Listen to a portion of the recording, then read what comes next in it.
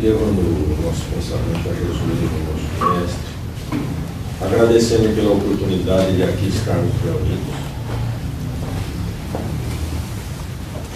Vamos rogar em favor dos nomes colocados nos cadernos de vibrações. Pedimos o amparo para todos os nomes das pessoas que aí tiveram seus nomes colocados. Pedir para os familiares das pessoas aqui presentes, para os desencarnados e para nós mesmos, né?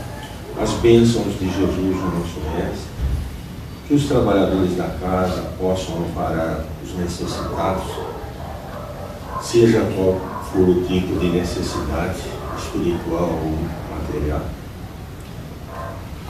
Vamos ainda elevar os nossos pensamentos e vibrar em favor da paz e do equilíbrio da população, da nossa cidade, de nosso estado, do nosso país. Rogando aos mentores do plano espiritual, aos mentores do Brasil, que possam amparar a todos aqueles que têm nas suas mãos a legislatura, os destinos da nossa nação, para que possam, na hora de votar, de decidir, buscar sempre pensar no melhor para o amanhã. Vamos pedir, enfim, no final, para toda a Terra, esse planeta no qual é a nossa morada, rogarmos para que a transição se faça da melhor forma possível e continue se processando, com todos os trabalhadores envolvidos, para que ela se faça sempre da melhor forma e que haja menos sofrimento em todos os recantos da Terra. Vamos nos lembrar dos ensinamentos de Jesus, buscarmos a paz nos nossos corações através da ligação desses mesmos pensamentos com o plano espiritual superior, buscarmos a oração como companheira diurna para que possamos ter paz na nossa caminhada e buscarmos equilíbrio sempre, buscarmos pensar nas decisões que tomamos e rogarmos o amparo dos nossos anjos guardiões, dos espíritos protetores, principalmente de Jesus, ele que nos disse: vinde a mim todos vós que sofreis e eu vos aliviarei, meu jugo é suave e o meu fardo é leve. Vamos confiar em Jesus como um amigo, aquele amigo que tem muito mais conhecimento, muito mais poder, que a nossa pequenez é tão grande diante de sua compreensão e de seu amor, que nós nem conseguimos fazer ideia de quanto que é grande, mas ele tem muito amor e nos ampara. Ele mesmo nos disse que aonde estivessem duas ou mais pessoas em seu nome, aí ele estaria. E os seus mensageiros percorrem toda a terra, buscando amparar os necessitados, buscando incluir, sempre para que se faça o melhor. Nós é que, imprevidentes, muitas vezes nos desleixamos do que já aprendemos e ainda deixamos de fazer o melhor, deixamos de buscar o caminho estreito, o caminho da compreensão, do dever, do equilíbrio, do perdão, da tolerância, para buscarmos, através dos nossos pensamentos e atos, ajudar a construir um mundo melhor para o amanhã. Rogando a Deus, nosso Pai, que abençoe a todos nós, encarnados e desencarnados. Damos por aberto os trabalhos da manhã. Antes de iniciarmos a leitura, temos um aviso aqui a respeito de pizza congelada a R$10. Para quem quiser, é só procurar na saída lá na parte de cima. No Evangelho, capítulo 16, não se pode servir a Deus e a Mamon. O item 1 e 2, salvação dos ricos. Ninguém pode servir a dois senhores, porque ou ele aborrecerá a um e amará ao outro, ou se afeiçoará a um e desprezará ao outro. Não podeis servir ao mesmo tempo a Deus e a Mamon. Então um jovem se aproximou de Jesus e disse: Bom mestre, o que é preciso fazer para alcançar a vida eterna? Jesus lhe respondeu: Por que me chamais de bom? Só Deus é bom. Se quereis entrar na vida, guardai os mandamentos. Que mandamentos? Perguntou-lhe. Jesus lhe respondeu: Não matareis, não cometereis adultério, não roubareis, não direis falso testemunho, honrai vosso pai e vossa mãe, e amai ao vosso próximo como a vós mesmos. O jovem respondeu: Guardei todos esses mandamentos desde minha juventude. O que ainda me falta?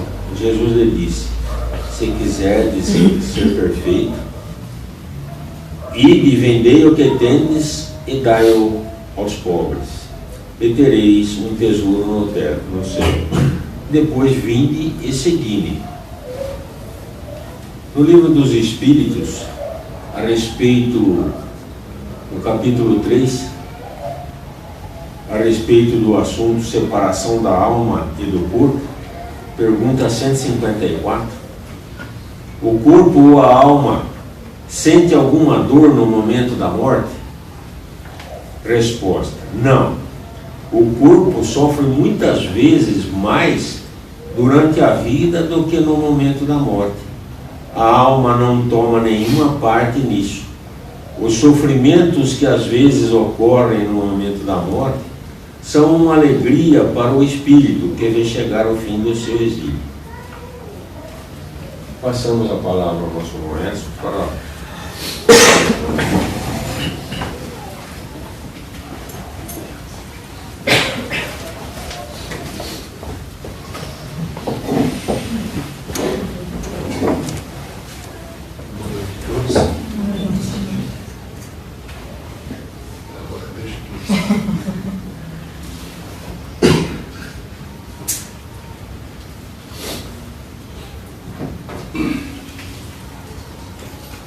Então, como o nosso irmão Romildo já apresentou, na lição 16, não se pode servir a dois senhores, não é? Servir a Deus e a Mamon. Então, tem a passagem que ele leu, não é? Que é exatamente isso, está em Mateus, está em outros evangelistas também. E Mamon, a ideia de Mamon é a ideia da riqueza, posses, dos bens materiais, não é? Então, não se pode servir a Deus e as posses, a riqueza, enfim, os bens materiais. É complexo isso, dá muita discussão sobre a questão da riqueza. Mas a lição é sobre a riqueza, não é sobre a pobreza. Então vai falar só da riqueza, não é? Que é um desafio. O Espiritismo nos ensina que tanto a riqueza como a pobreza são desafios para o espírito, para que ele aprenda a trabalhar a sua personalidade, o seu ser, em circunstâncias adversas. E alguém pode perguntar, mas como que a riqueza estabelece condições adversas? Sim. Desafios morais, desafios especiais que podem criar situações muito adversas.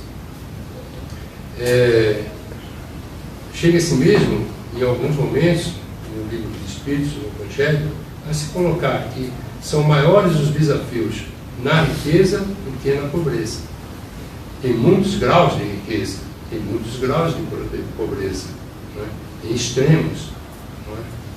Mas o que nos ensina o Evangelho é que não se pode servir a dois senhores. Ou se serve a Deus e se ignora a riqueza, ou se serve a riqueza e se ignora a Deus. Parece contraditório em relação ao mundo, à vida da gente, mas isso se estabelece depois no correr da lição. O que a gente pode lembrar para essa passagem é que Jesus começa a sua missão propriamente dita, né? Começa a sua pregação num certo momento, já na idade adulta, caminhando em direção à Galileia, de Nazaré para a Galileia, curando as pessoas e pregando a boa nova do reino. Ele vai fazendo isso e curando todos que se apresentam, curado, leprosos, paralíticos, possessos, e isso despertou a atenção muito grande das pessoas. E todo mundo queria buscar a cura, todo mundo se aproximava de Jesus. Multidões seguiam.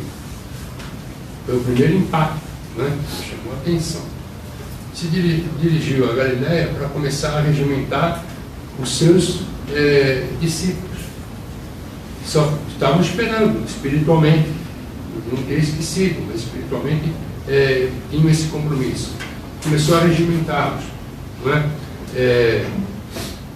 Chama Simão, Pedro, posterior, seu irmão André, Tiago, João, os 4 primeiros, e continua pregando a boa nova do reino. E a multidão o segue. Aí ele vai, antes disso, ele primeiro vai ser batizado, para que se cumprisse as Escrituras.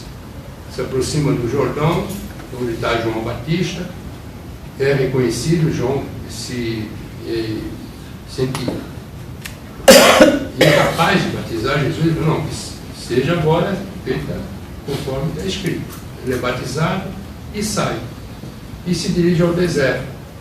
Tem todo um texto sobre isso no Evangelho, mas muito significativo. Por quê? Porque no deserto, inclusive está escrito, não é? Que ele é servido pelos anjos. Isto é, ele vai para o deserto, mas vai uma legião de espíritos, o seu contato maior, não é? Aqueles que estavam coordenando tudo. E ocorre um fato que é mais simbólico do que real, que são as tentações de Jesus, não é? Que ele sofre. Então, a figura de Satanás aparece e ele está jejuando por 40 dias sem alimentação, e é proposto que abdique daquela renúncia, que coma, que beba, e aí ele replica, não é? Nem só de pão vive o homem. É tentado a se jogar de um precipício e pedir que os anjos do Senhor lhe salvassem, segurassem. Então ele replica, né? Sempre conforme as Escrituras. Não se deve tentar o Senhor, meu Deus, e tudo mais.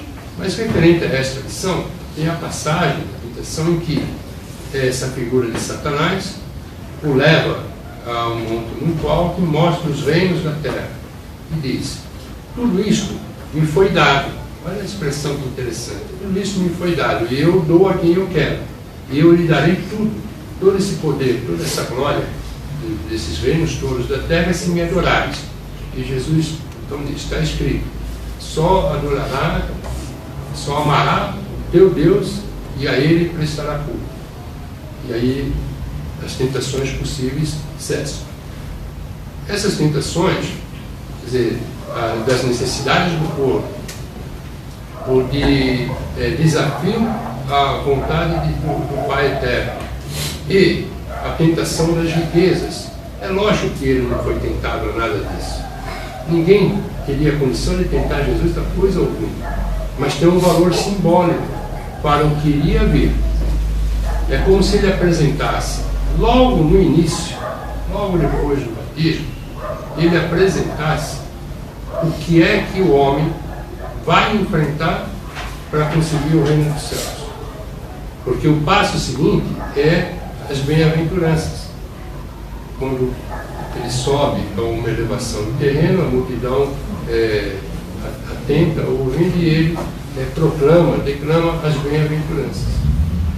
Então aí ele diz que as conquistas que devem ser feitas para se alcançar o reino dos céus.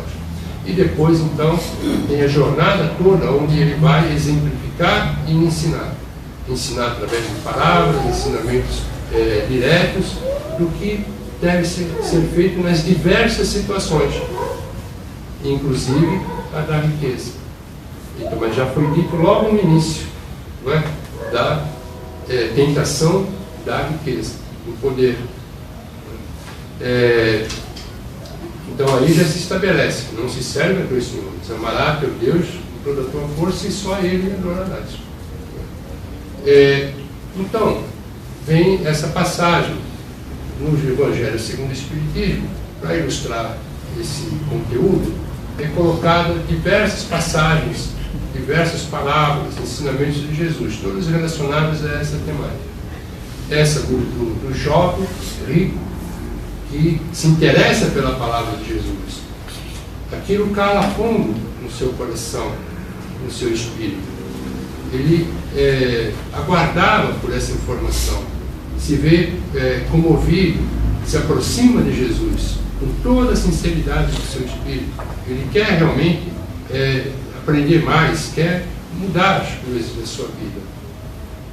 É uma pessoa séria. Por quê? Porque aquilo que a lei determina, a lei moral, os 10 mandamentos, ele já seguia. Não é? Amar a Deus, honrar pai e mãe, não matar, não roubar, tudo aquilo que está nos 10 mandamentos. Ele diz a Jesus: olha, desde a minha iniciação até agora eu cumpri isso. O que eu preciso fazer então para lhe seguir? E Jesus diz: olha, venda as tuas coisas, entrega aos pobres, você com isso já está com um tesouro nos céus, e me siga. E aí ele fraqueja, ele pensa: puxa, como que vou me desfazer de tudo que eu tenho, de todas as minhas posses, e vou seguir? Provavelmente isso ficou marcado no seu espírito profundamente, pelo resto da sua vida espiritual. Não é fácil isso. Alguns conseguem fazer isso, mas os que fazem isso são muito ricos de amor. São aqueles que têm tesouros muito grandes no céu, são especiais e vêm para exemplificar mesmo, exemplificar esse ensinamento de Jesus. Acho que o exemplo mais gritante, o exemplo mais marcante é o de Francisco de Assis. Francisco de Assis, ainda jovem, movido pelas palavras do Evangelho, sensibilizado pelo ensinamento de Jesus, já com uma tarefa a ser cumprida, já estabelecida no plano espiritual, com os amigos que renasceram na mesma localidade, na mesma época, e abdica da riqueza, do conforto, do status social, abdica de tudo e vai viver como um mendicante, pedir comida, alimento, e vai se dedicar integralmente, de corpo e alma, aos sofredores. Se aproxima dos doentes, dos necessitados, e ali, junto com seus amigos, exerce o que o jovem da passagem do Evangelho não consegue fazer. Ao fazer isso, ele marca a história do cristianismo para sempre. Por quê? Porque, primeiro, o número de adeptos do movimento de Francisco no mundo europeu foi enorme. Em poucos anos, legiões de jovens, principalmente jovens, abdicavam das riquezas, do status, para exercer o processo de ir aos pobres, os humildes, sem posses, humildemente. Muitos. Então foi um impacto. Mas até os dias de hoje, 500 anos mais, né, 1200 e pouco, então 800 anos depois, nós todos, cristãos e não cristãos, nos impressionamos com o exemplo de Francisco. Não há uma pessoa sequer, católica, espírita, ou de outras formas de expressão religiosas não cristãs, que ao tomar conhecimento do que Francisco fez, do que ele exemplificou, do que ele deixou de legado, não se sinta comovido. Ateus vão ficar impressionados com a história de Francisco. Então ele conseguiu. Ele já tinha todas as condições interiores necessárias para realizar essa exemplificação do que Jesus ensinou na sua passagem entre nós. Mas é muito difícil, né? Muito difícil. Nós permanecemos na nossa vida sempre num dualismo. Matéria e espírito, matéria e espírito, matéria e espírito. E geralmente a matéria vence, não é? E a gente deixa de ter tesouros nos céus, acumulando desilusões na terra. Não é? E tem outras passagens que são citadas nessa lição.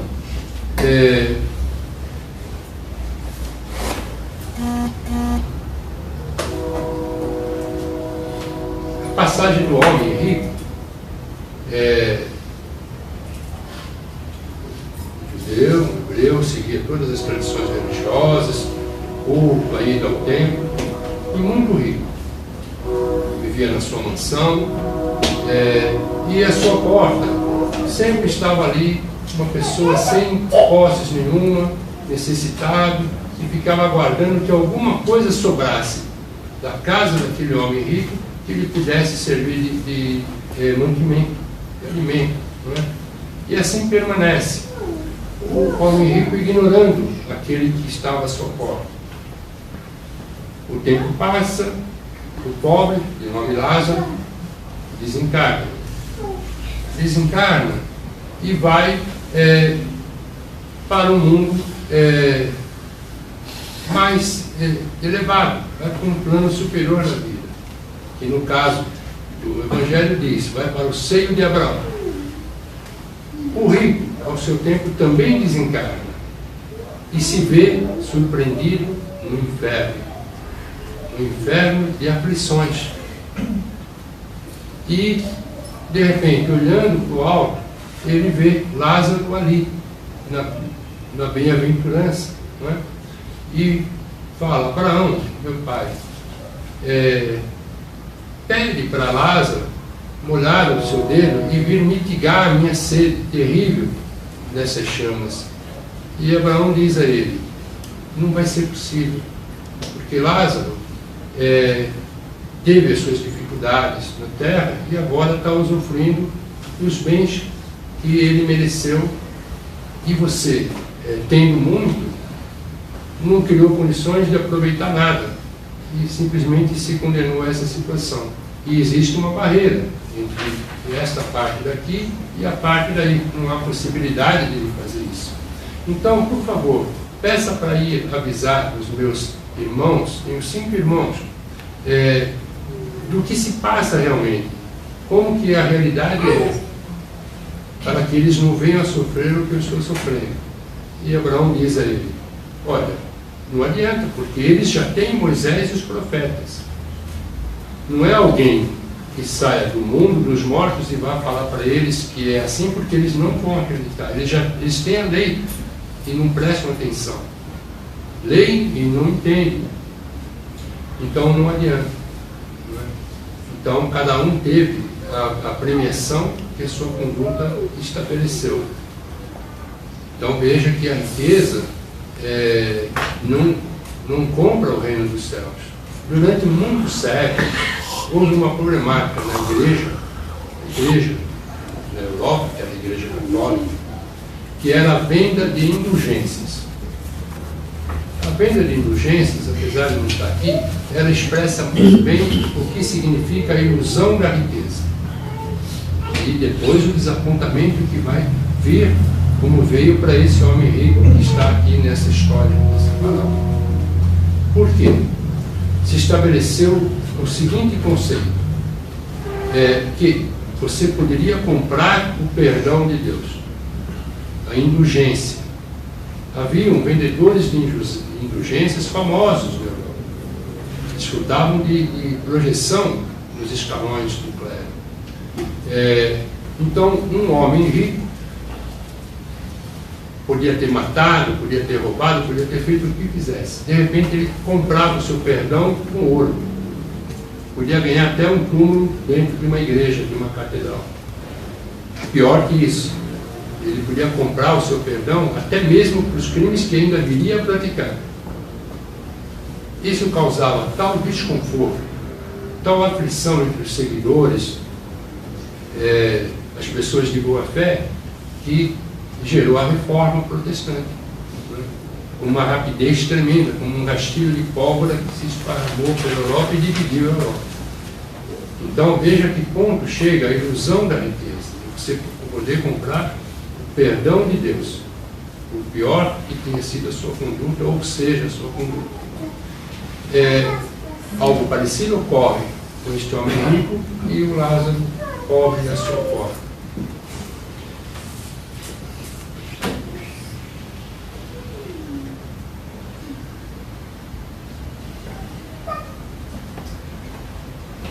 Nós encontramos também a passagem que diz respeito do papel de Jesus, ou do papel de todo pregador do Evangelho, no correr dos séculos,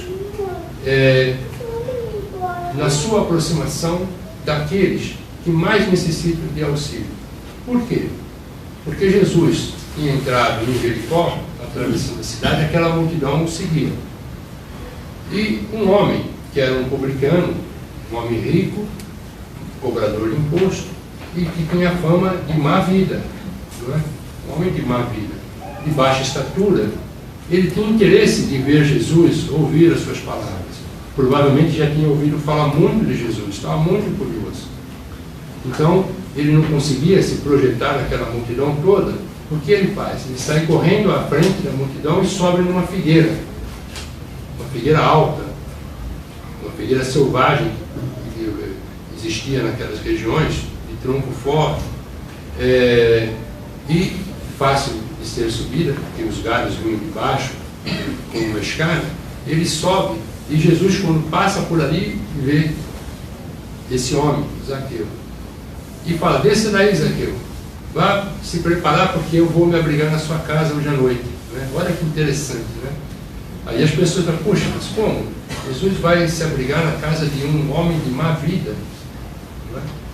E aí vem a missão de Jesus, que o Filho do Homem veio para aqueles que precisam de orientação, que precisam da palavra. Porque quem é de bem, quem já concluiu o progresso que ele leva nas esferas, ele vai cooperar com Jesus. Nós é que precisamos da palavra de Jesus, homens e mulheres de vida profana, é o que nós somos, não é? Nós não conseguimos, apesar de ter esse contato com o cristianismo, através do espiritismo, que é tão contundente, tão marcante, tão esclarecedor, e por estarmos em contato com o ensinamento de Jesus há 2000 anos, ou quase, depende de onde estávamos antes, mas séculos e séculos passados, envolvidos com o ensinamento do Evangelho, no catolicismo, na reforma, na igreja ortodoxa, e até hoje nós não absorvemos esse ensinamento a ponto de nos fazer grandes modificações. Continuamos mesquinhos, continuamos agressivos, continuamos mais presos ao interesse do mundo do que angariar tesouros nos céus. Então, Jesus conta a história de um homem que nos esclarece muito a respeito da riqueza, por que ela é necessária, para que ela serve, mas por que ela é tão perigosa. Até agora, tem mais histórias que estão colocadas aqui, mas até agora a gente percebe que o foco é que a riqueza é um problema. A riqueza é uma tentação a desmazelo espiritual. A riqueza traz caminhos de facilidade que desvirtuam o homem do caminho do bem. Jesus disse mesmo aos seus discípulos: é mais fácil um homem, um rico, é mais fácil um camelo passar pelo buraco da agulha do que um rico entrar no reino do céu. Há muita discussão infrutífera, desnecessária, sobre se o buraco da agulha é uma agulha de costura, se é a porta de um templo. Isso não faz a mínima diferença. O que importa é o sentido disso, que entrar no reino dos céus para aquele que tem riqueza é mais difícil do que aquele que não tem, por causa das tentações e das facilidades. Como nós todos somos muito ainda voltados para os interesses do mundo e das fraquezas da carne, a riqueza nos facilita tudo. Então, a gente fica mais suscetível de errar. Fica mais difícil de entrar nos reinos dos céus ou para planos espirituais mais avançados, não é? Então, parece que a riqueza é um grande tormento, um grande desafio, sem utilidade nenhuma, a não ser desafiar a criatura. Mas não é assim. É uma parábola que é muito importante. É uma parábola deliciosa de se ler e se meditar a respeito, que é a parábola dos talentos. A parábola dos talentos diz assim: um senhor tinha que realizar uma viagem e ia passar um bom tempo fora de suas propriedades. Então ele chama 3 servos, 3 servidores, 3 funcionários seus. Chama o primeiro, no qual reconhece certas capacidades administrativas e tudo, e concede a ele 3 talentos, 3 moedas de significativo valor. Chama o segundo, entrega 2 moedas, e ao terceiro, 1 moeda de significativo valor. E diz a eles: olha, vou me ausentar, vou passar um tempo fora, quando eu voltar eu quero que vocês prestem conta do que eu estou deixando, trabalho, né? E vai, passa o tempo. O primeiro pega os 3 talentos e compra e vende e multiplica, né? Eram 5 talentos, na verdade, e transforma em 10. O outro faz a mesma coisa, os 3 transforma em 6, e o terceiro, com medo de perder o talento que tinha sido deixado, enterra e espera. Quando o Senhor volta, vem o primeiro e fala: olha, multipliquei os teus talentos, vendi, comerciei, fiz e produzi, está aqui o que você me deu, o Senhor me deu, e o que foi lucrado com isso. E o Senhor disse: você é um servo muito bom, merece toda a consideração, e da próxima vez vou te deixar mais coisas para você administrar. Chamou o segundo, a mesma coisa, tinha multiplicado, recebeu o mesmo elogio, o mesmo comprometimento. Da próxima vez terá mais ainda. O terceiro falou: Senhor, está aqui o talento que me deste. Eu enterrei porque eu sei que o Senhor é duro, não é? E eu fiquei com medo e estou devolvendo. Olha, você é um mau servo.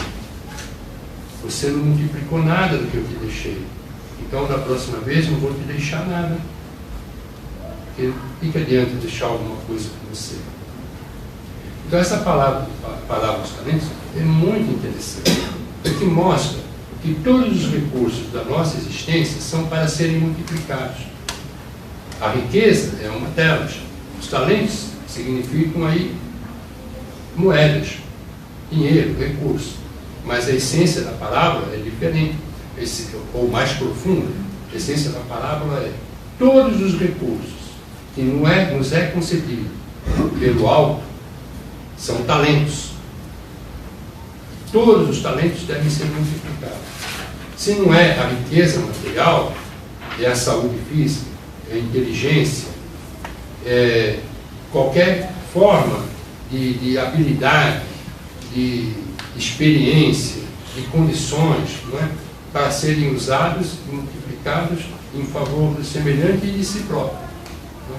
Então, aquele que é rico, ele recebeu, ou porque ele trabalhou com isso, porque tinha habilidade, inteligência, experiência espiritual e conseguiu tratar as coisas da vida ali, render lucros, ou porque teve oportunidade de estudar, de conseguir uma profissão que lhe oferiu recursos, ou por herança. Não importa. O fato é que, tendo esses recursos materiais, eles são para serem usados, multiplicados. Mas como?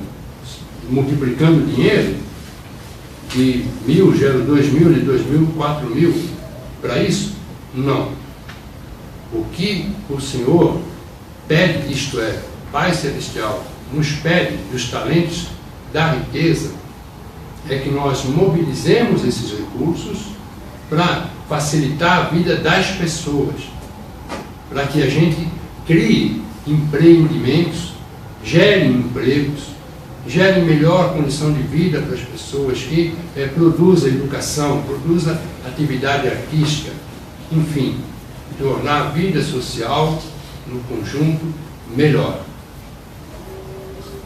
Nós vemos isso, na realidade, muito pouco. Não é? Quando você vê, por exemplo, a indústria do petróleo, a indústria de armamentos e a indústria da droga, os maiores empreendimentos do mundo, com riquezas inimagináveis circulando na mão de algumas pessoas para gerar guerras, revoluções, mortes. Quanto se afasta isso do Evangelho e do ensinamento de Jesus? Mas a riqueza, ela não é mal por ser riqueza. Ela só é má quando imobilizada, ou quando só gera vícios e destruição. Mas, se a pessoa não tem riqueza, tem saúde, tem uma força física, não é para bater nos outros. Então, um homem ou uma mulher de grande força física, aí, ao invés de usar para defender os mais fracos, vai usar para se sobrepor aos mais fracos pela violência. Alguém que é muito inteligente, uma inteligência muito aguda, ao invés de usar para criar situações favoráveis às criaturas, ao seu semelhante, utiliza para manipulá-los ardilosamente, impor a vontade, não é? Criando até coisas piores, não é? Às vezes até num infinitismo coletivo, conduzindo populações inteiras a uma perturbação espiritual muito grande. Não é possível que um povo tão educado, tão articulado, tão experiente, como aqueles que viveram na Alemanha durante a primeira metade do século XX, pudessem ter produzido a destruição que produziram. Não eram ignorantes, não eram inexperientes. Espíritos muito antigos, muito experientes, e entraram num processo coletivo de hipnose, aceitando o que alguns, muito perturbados, impuseram. O medo fez parte desse processo. O medo também é uma coisa muito terrível. Mas a saúde, a força física, a educação que recebemos, a capacidade intelectual, habilidades, não é? Habilidade artística, habilidade profissional nas mais diversas áreas, nos mais diversos setores, são para serem usados para beneficiar o próximo. Vejam aqui na Casa do Caminho. As pessoas não sabem, vêm aqui, porque a maior parte não pode vir aqui todos os dias, viu? Quando pode, na palestra que passa. Mas passa aqui pela entrada, logo que atravessa o portão, tem um pequeno jardim, com rosas, e na época que brotam, são lindíssimas, e o perfume, e vem por esse corredor, e vem na parede ali, aquelas plantinhas todas tão lindas. Mal sabem que é uma pessoa que cuida disso, que não precisaria estar fazendo isso. Percebe? Sai do conforto da sua casa, todos os dias praticamente, vem aqui, rega, corta, aduba, prepara. O que acontece com isso? Alegra a nossa noite, favorece o nosso estado espiritual, como aqui comparecemos para estudar o Evangelho. Então, olha o que é multiplicar talentos, percebe? Então, a riqueza não é má por si só, ela é má na medida em que o homem dela faz mau uso, gerando destruição e perturbação, mas não quando ela é utilizada para criar situações melhores, porque a medicina avançou, porque teve tecnologia criada com riquezas, o comércio, né, as ciências, artes, tudo. Né?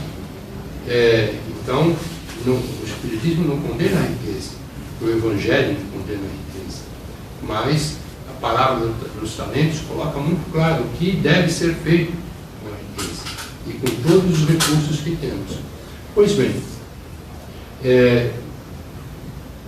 um dia, uma sobrinha, já adulta, moça, interessada no Espiritismo, lia muitos romances, muitas obras. Até levava, ela não era aqui desse estado, não dava para o correio, o Clube do Livro não dava para ela. Um dia conversando, ela veio visitar aqui, falou: você não frequenta, você não vai nada. Eu gosto de ler, mas eu não gosto do Espiritismo, porque ele prega o sofrimento, ele enaltece a miséria e o sofrimento. Aí eu fiquei abismado. Eu falei: puxa vida, mas é justamente o oposto. O Espiritismo não enaltece sofrimento e miséria, muito pelo contrário. Muito pelo contrário. Ele não propõe que as pessoas adoeçam para ganhar o reino dos céus, nem que passem fome, nem que passem necessidade. Não é isso. O Espiritismo propõe o entendimento necessário das dificuldades, dos propósitos da nossa existência, dos nossos compromissos, para justamente sermos felizes. Só que alcançando o ponto mais importante dessa história toda, que é o nosso espírito. O Espiritismo não propõe que ninguém abdique de conforto, sim que as pessoas trabalhem para ter conforto, sem prejudicar o semelhante, sem causar transtorno ao outro, e usando os excedentes dos seus recursos para servir ao próximo. Ele não pede que todos nós sejamos Francisco de Assis. Haverá um dia em alguma parte do universo onde exemplificaremos como Francisco, sabe-se lá quando. Mas agora, no patamar que nos encontramos, é só isso que é pedido: que os excedentes da nossa atividade sirvam aos outros, não é? De alguma forma, mas que todo mundo trabalhe, crie, se interesse, se discipline para conseguir conforto na vida. O Espiritismo não propõe que ninguém fique doente, não.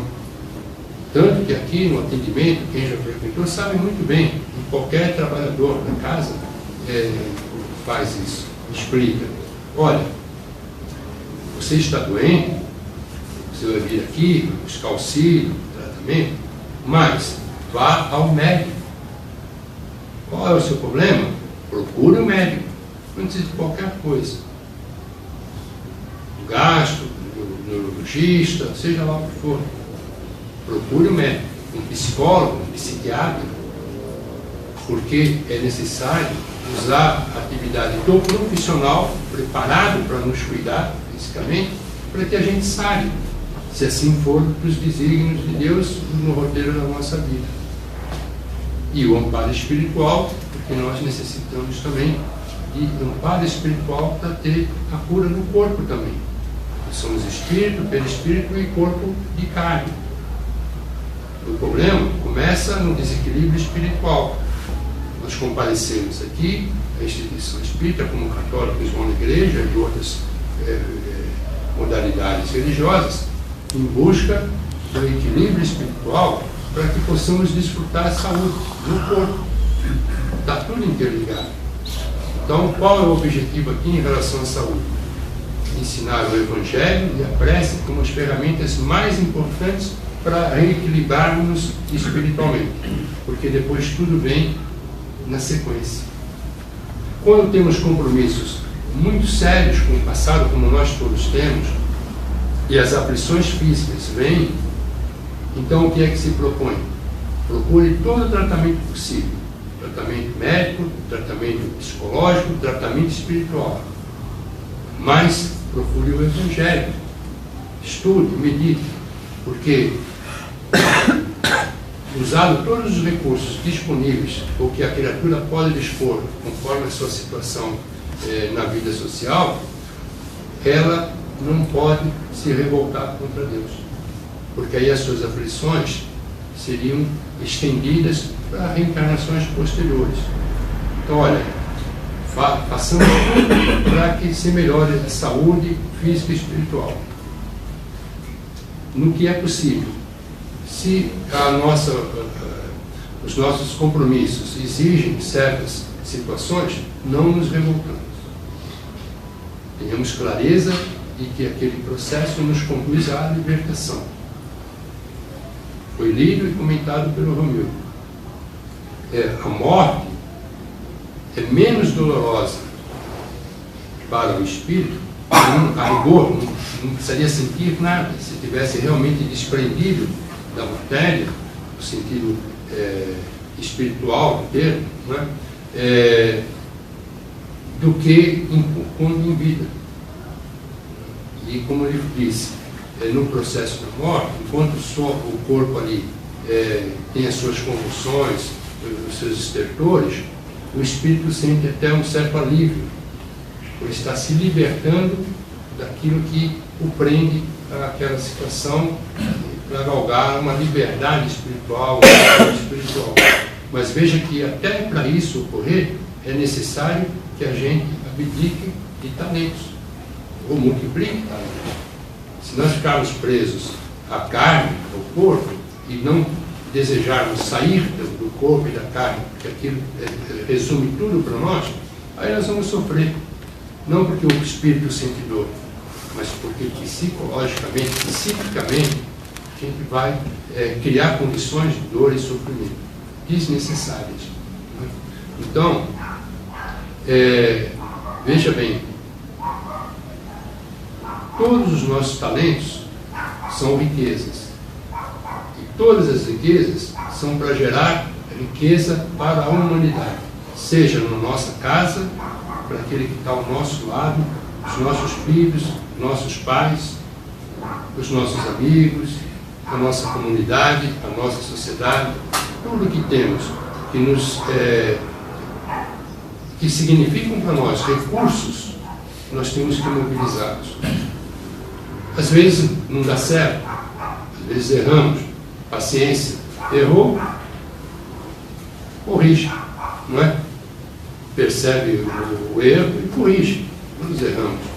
Mas temos que nos movimentar. Não é para se ficar em casa repetindo orações como um papagaio, esperando benesses espirituais como um sonhador, nem em desilusões terríveis que nada compensa. Não. É para nos mobilizarmos no mundo. Nós vivemos no mundo. E o mundo não é fácil, porque nós não somos fáceis. Então, temos que nos mobilizar.